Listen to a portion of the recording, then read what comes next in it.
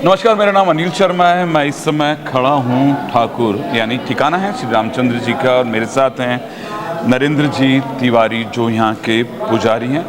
और इस मंदिर में राम और जानकी का विवाह होने जा रहा है, और ये विवाह 5 तारीख से इसकी शुरुआत होगी और 11 तारीख तक ये कार्यक्रम चलेगा, क्योंकि पहले गणपति निमंत्रण होगा और उसके अंदर बाद में अवध में आनंद का उत्सव मनेगा। एक तो आपका बहुत बहुत स्वागत है हिंदुवास्ता में। गुरुदेव, कब से चला आ रहा है ये विवाह? क्योंकि पिछली बार ही मैंने देखा था खूब धूमधाम होती है, 5-7 दिन चलता है। क्या कहानी है इसके पीछे?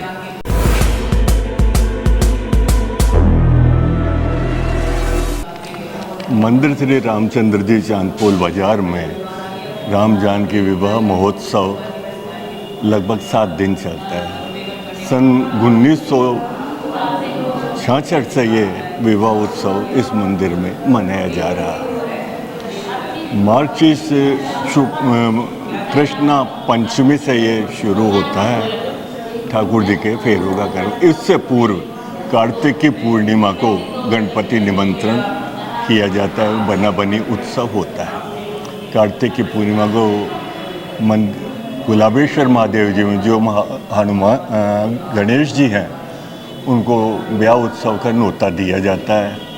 तत्पश्चात गणपति निमंत्रण का कार्यक्रम होता है। सायंकाल में बधाई उत्सव होता है, जिसमें गणपति के बदनों का और बना बनी के उत्सवों का कार्यक्रम होता है। अब के एक तिथि टूटने से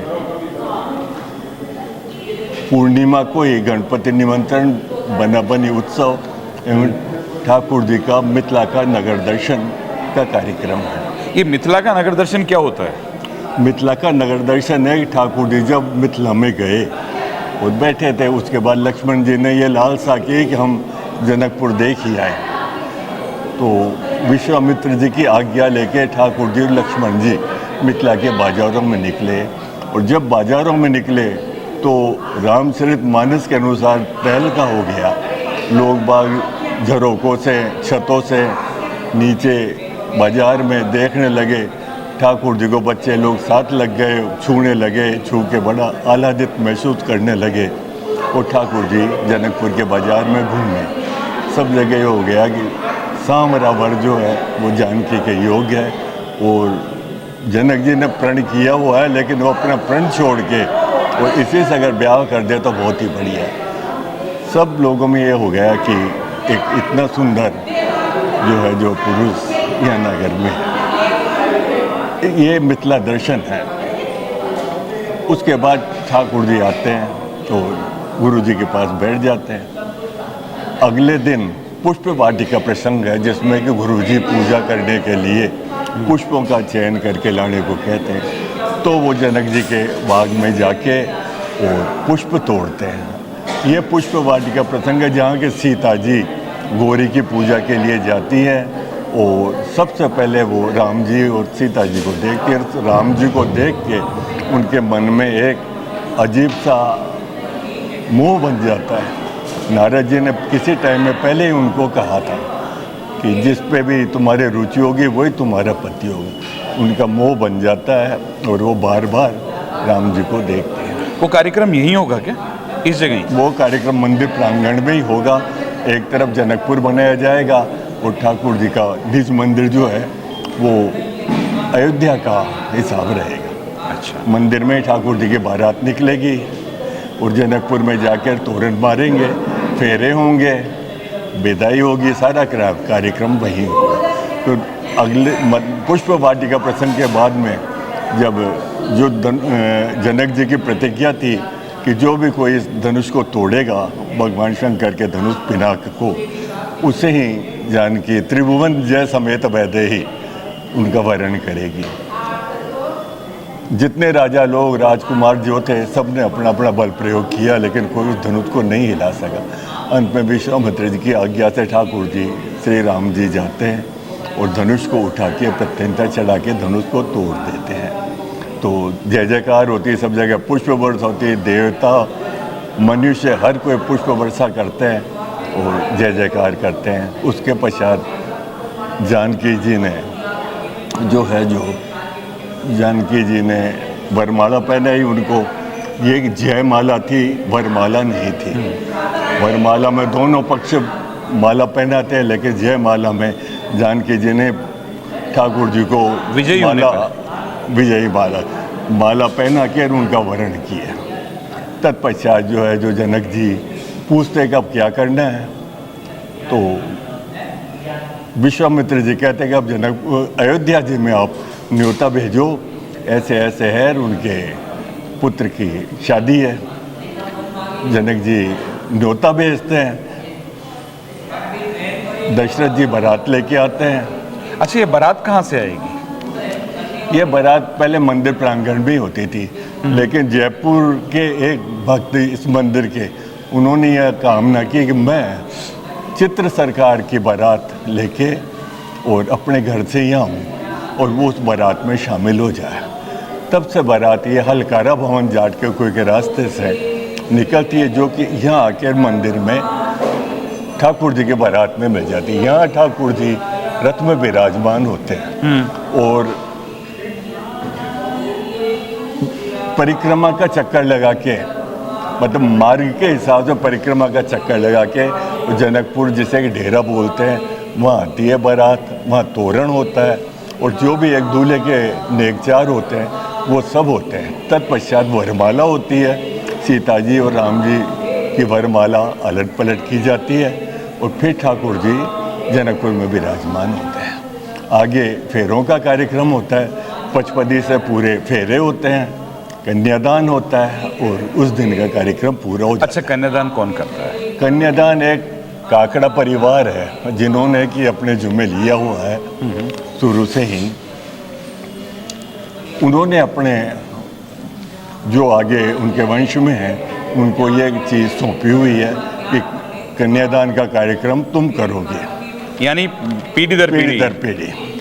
उनकी दूसरी पीढ़ी चल रही है, जिन्होंने ये सोचा है, सौंपा है कार्यक्रम, उनकी ये दूसरी पीढ़ी चल रही है और पौत्र उनकी तीसरी पीढ़ी में। बड़े भाव से, बड़ा खर्चा लगा के ठाकुर जी का ब्याह उत्सव का कार्यक्रम करते हैं वो, बड़े आनंद से। अच्छा, उसके बाद क्या होता है?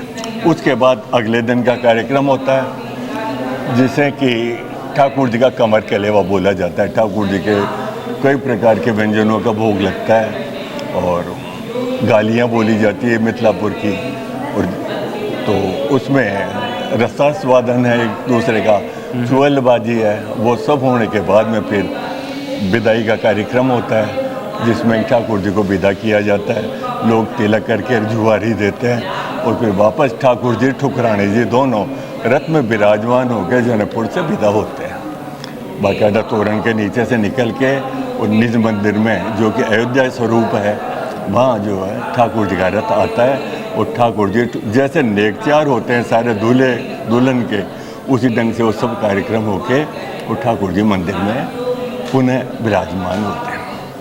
ये विदाई के कार्यक्रम का है। उसके अगले दिन अयोध्या में उत्सव का मतलब है पैसारा, जैसे आजकल आशीर्वाद समारोह बोलते हैं।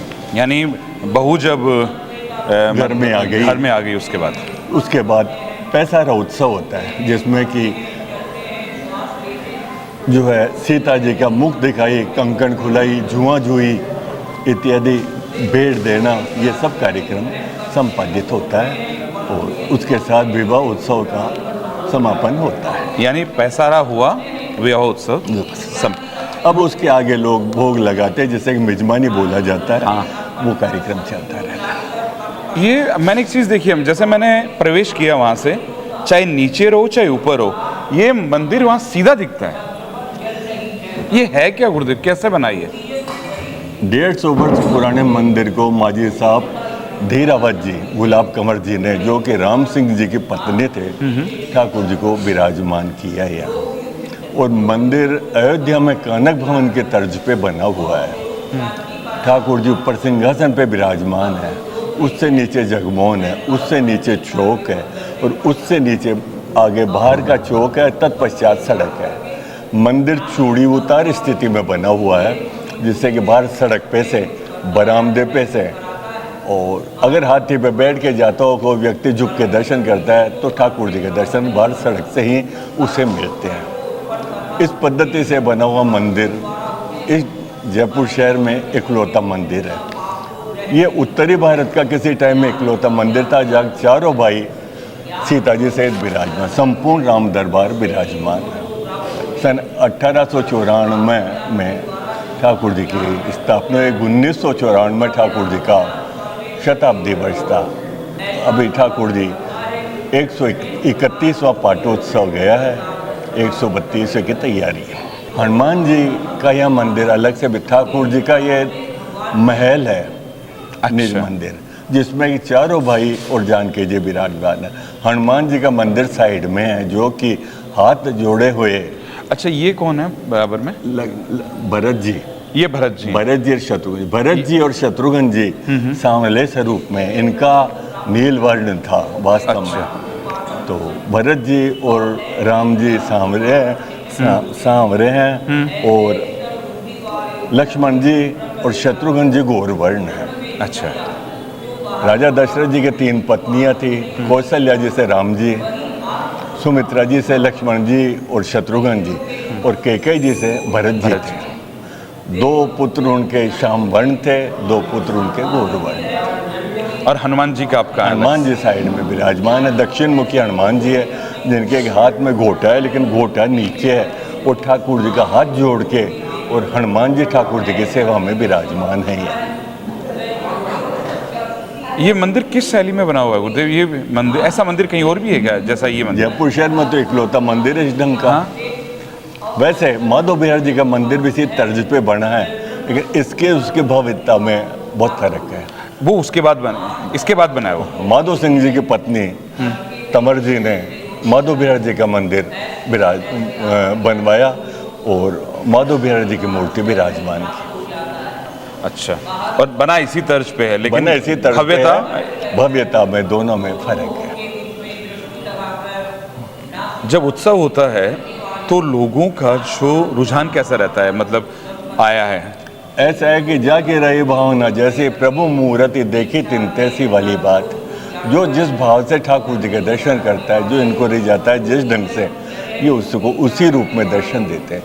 लोगों का कहना है कि ठाकुर जी मुंह बोलते हैं, कोई बुलाने वाला चाहिए। हाँ, ऐसे साक्षात मूर्ति है। वो तो मैं भी कहने वाला था कि ऐसा लगता है जैसे कि बात कर रहे हैं। ठाकुर जी से जिसके नैन मिल जाते हैं 1, 2, 4 बार, वो फिर ठाकुर जी को भूलता नहीं है। ये मेरा खुद का भी निजी अनुभव। रामचंद्र जी जब वापस आए, मतलब क्या पैसारा होता है, पैसारा के अंदर क्या शेखावाटे वाली रस्में भी होती हैं, राजस्थान वाली रस्में भी होती हैं, या केवल अयोध्या वाली रस्में ही होती हैं? ये जयपुर की जो रस्में हैं, अच्छा, वो बोला तो जाएगा अयोध्या जी, क्योंकि ठाकुर जी अयोध्या के ही हैं, लेकिन इस रस्में सब जयपुर की होती है। जैसे दुल्हन अपने आप मीजबानी अपनी ही होती है, भाई कोई बारात जा रही है बीच के अंदर होता है, दुल्हन आती है तो दूल्हे के आगे 7 कटोरे रखे जाते हैं। अच्छा, ठाकुर जी के सम्मुख बाकायदा रंगोली बना के और मांगलिक बना के, और वही 7 कटोरे रखे जाते हैं, और तलवार से कटोरों को जैसे इधर उधर किया जाता है उसी ढंग से किया जाता है। फिर उनके बीच में से रथ चलता है आगे, दिल्ली के नज़दीक आते हैं, तब गाड़ा उतार के नेकचार किए जाते हैं। ठाकुर जी का तिलक किया जाता है, उनको पोशाक अर्पित की जाती है, उनको पेचा बंधाया जाता है। ये सब काम रथ में विराजमान रहते हैं तब किए जाते हैं। फिर ठाकुर जी मंदिर में प्रवेश करते हैं। यही तारीख क्यों फाइनल है कि इसी को ये शादी हो? ये कब से ऐसा चला है रहा कि है? जयपुर शहर में सीताराम जी का मंदिर है, छोटी चौपट पे। हाँ है। वहाँ इसके पूर्व से विवाह उत्सव चला रहा था। यह मंदिर के एक भक्त थे, माथुरों की महिला थी, जिनको कि जगत काकी जी कहते थे, सब लोग काकी जी कहते। वो अपना परिवार खोने के बाद यह मंदिर में शरणागति हो गई थी। मंदिर में ही रहते थे एक जगह कमरे में, और एक टाइम प्रसादी पाते थे, यहीं सोते थे। ठाकुर जी की सेवा में रहते थे। बहुत बुजुर्ग औरत थे। यहाँ एक बार वो सो रहे थे तो एक बालिका आई मंदिर में से, हरे वस्त्र धारण किए, और आके हाथ पकड़ के बोला, बोले तू मेरा ब्याह कर दे। अच्छा, तो काकी जी ना मैं कैसे कर दूँ, मेरे पास क्या है, कौन है? बोले तू तो ब्याह रोप दे, सब काम हो जाएगा। साहब काकी जी साहब ने सारे भक्त समाज में ये सब चर्चा की। सब लोगों का जो भी वयोवृद्ध छोटे बड़े थे, सब ने कहा नहीं आप ब्याह करो, ब्याह हो जाए। सब उन्होंने ठाकुर जी का ब्याह हो जाए। अब सवाल आया कि मार्च शुक्ला पंचमी को सीताराम जी का ब्याह होता है, तो क्या किया जाए। तो फिर लोगों ने उससे 15 दिन पहले ये पंचमी चयन की, इस पंचमी को यहाँ ब्याह होगा, अगली पंचमी को सीताराम जी का ब्याह होगा। उन्होंने ब्याह रोपा, इतना बढ़िया ढंग से विवाह उत्सव हुआ ठाकुर जी का कि सब लोग आह्लादित हो गए। तो उन्होंने कामना की कि मैं चारों भाइयों का 4 ब्याह करूँगी। उन्होंने लगातार 4 साल जो है चारों भाइयों का ब्याह किया। तब से ये परंपरा चली आ रही। ये परंपरा उन काकी जी साहब की ही देन है, जिसका कि आज सब लोग आनंद लेते हैं। ये चारों भाइयों का एक साथ ही होता है क्या? नहीं, चारों भाई एक साथ ही रहे हैं हमेशा, सारे काम इनके एक साथ हुए हैं, समझे। इनके तो जैसे राम जानकी विवाह होता है तो शत्रुघ्न का भी, भरत का भी, लक्ष्मण का भी, इसमें भी प्रमाण है। रामचरितमानस जब पुष्प वाटिका से पुष्प लेके आए, ठाकुर जी के मन में भी सीता जी के प्रति एक आसक्ति जागृत हुई। लेकिन क्या था, छल कपट नहीं था ठाकुर जी में। उन्होंने आकर अपने गुरु जी को सारी बात कह दी, ऐसा ऐसा हुआ। तो विश्वामित्र जी कहते हैं सफल मनोरथ हो तुम्हारे, राम लखन सुनी भय सुखारे। तुम्हारे मन में जो मनोरथ है वो सफल हो। उसका नतीजा हुआ कि राम जी का जानकी जी के साथ विवाह। जब इनका विवाह हो गया हर तरीके से, तो वशिष्ठ जी ने की आज्ञा लेकर, जो जनक जी के कुलगुरु थे, उन्होंने आज्ञा चाहिए कि ये 3 राजकुमारियाँ और हैं इनकी, अगर इन तीनों भाइयों के साथ उनका भी ब्याह हो जाए तो बहुत बढ़िया रहेगा। वशिष्ठ जी ने आज्ञा दे दी और तीनों भाइयों का भी जनकपुर की राजकुमारियों के साथ ब्याह हुआ। ऐसे चारों भाई एक साथ ही परण कर आए। चारों भाइयों के सब काम एक साथ चले, बचपन से लेके आगे तक, और ब्याह भी एक साथ ही हुआ। एक ही मंडप में सबों का ब्याह होके और परण के और अयोध्या जी पधारे जनकपुरी से। यानी राम जी के साथ साथ तीनों भाइयों का भी ब्याह हुआ, शादी हो गई। चलिए, आपने आज काफ़ी कुछ बताया और जो भी लोग सुनेंगे वो उस ब्याह में जरूर आएंगे। सबको आमंत्रण देते हैं हम जयपुर शहर में ठाकुर जी के ब्याहोत्सव में पधारने को। 5 नवंबर से 11 नवंबर तक ठाकुर जी का ब्याह उत्सव, सब सादर रूपेण आमंत्रित हैं। आप भी सादर रूपेण आमंत्रित हैं। प्रणाम।